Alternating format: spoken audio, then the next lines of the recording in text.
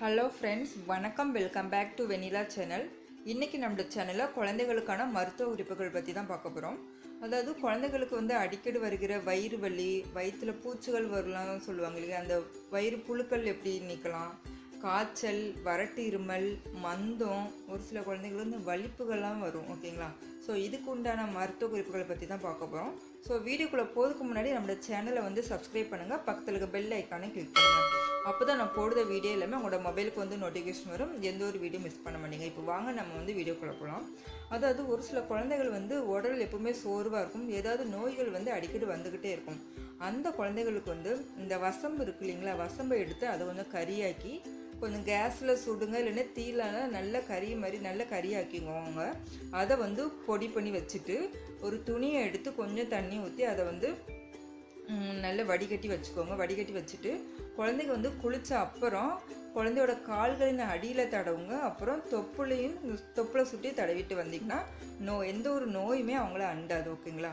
அப்புறம் குழந்தைகளுக்கு இந்த நோய் எதிர்ப்பு சக்திகள் ரொம்ப தேவை.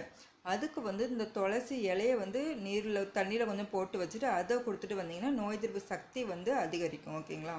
அப்புறம் வயிற்று புழுக்கள் நீங்கள் இந்த வயிற்றில் பூச்சி புழுக்கள் ஏதாவது இருந்தால் வயிறு வலி ஏற்படும். ஓகேங்களா? அதுக்கு என்ன பண்ணணும்னா, இந்த பொன்னாவிரக்கீரையோட விதை இருக்குல்ல, அந்த விதையை கொஞ்சம் வறுத்துட்டு பொடி செய்து பாலோட சேர்த்து குடிக்க கொடுத்தீங்கன்னா அந்த வயிற்றில் இருக்க பூச்சிகள் ஏதாவது நீங்கள் அதோட வயிறு வலி சரியாகும்.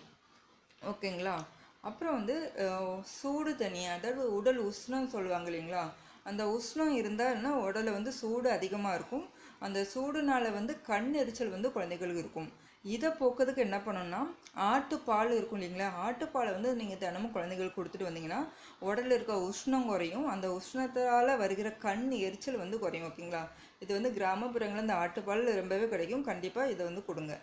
அப்புறம் உடலில் இருக்க சூடு குறைய என்னென்னா, நெல்லிக்காய் சாறு கொடுத்தாலும் உடலில் இருக்க சூடு குழந்தைகளுக்கு தணியும். நெக்ஸ்ட் என்ன டிப்ஸ்னால், குளிர் சொரம்னு சொல்லுவாங்க இல்லைங்களா, குளிர் சொரம் அதோட அறிகுறின்னா சளி அதிகமாக இருக்கும் குழந்தைகளுக்கு. இதுக்கு மிளகோட தும்பப்பூன்னு சொல்லுவாங்க, அந்த தும்பப்பூவை சேர்த்து சாப்பிட்டா குழந்தைகளுக்கு குளிர் சொரம் குறையும். அப்புறம் நிறைய குழந்தைகளுக்கு இந்த மந்த பிரச்சனை ரொம்பவே இருக்குது. ஓகேங்களா?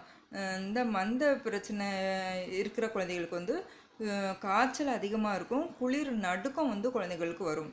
இதுக்கு என்ன பண்ணணும்னா, கொஞ்சம் ஓமம், சுக்கு, வெந்தயம், கொஞ்சம் வசம்பு, வெள்ளைப்பூடு, திப்பிலி, இது எல்லாத்தையும் கொஞ்சம் வறுத்து பொடியாக்கி வச்சுக்கோங்க. பொடியாக்கி வச்சுட்டு அந்த பொடியை கொஞ்சம் காய்ச்சி ஒரு தேக்கரண்டி தினமும் கொடுத்துட்டு வந்தீங்கன்னா குழந்தைங்களுக்கு மந்தம் நீங்கும். ஓகேங்களா?